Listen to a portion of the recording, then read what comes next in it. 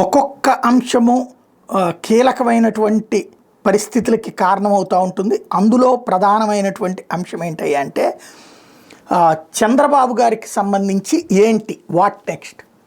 ఆయన ఇప్పుడు ప్రస్తుతం జరుగుతున్నటువంటిది ఏంటి అంటే వినబడుతున్నటువంటి అంశం లోకేష్ని డిప్యూటీ సీఎం కాదు ఏకంగా సీఎం చేసేసి ఇప్పుడైతే పవన్ కళ్యాణ్ ఆపలేరు, అలాగే ఎవరు ఈవెన్ సెంటర్లో కూడా ఆపేది లేదు. ఎందుకంటే వాళ్ళు డిపెండ్ అయ్యి ఉన్నారు.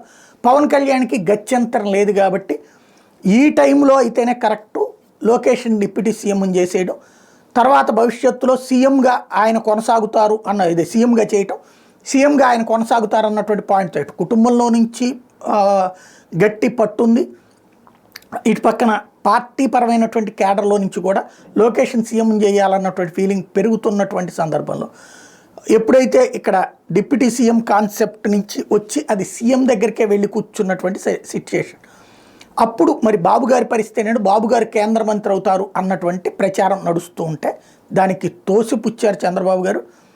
సీఎంగా తనే ఉంటానన్నటువంటి విషయాన్ని దావోస్ వేదికగా విలేకరులు అడిగినటువంటి సందర్భం అంటే కేంద్ర మంత్రిగా వెళ్తారా మీరంటే అట్లాంటి ఉద్దేశం లేదని చెప్పారు.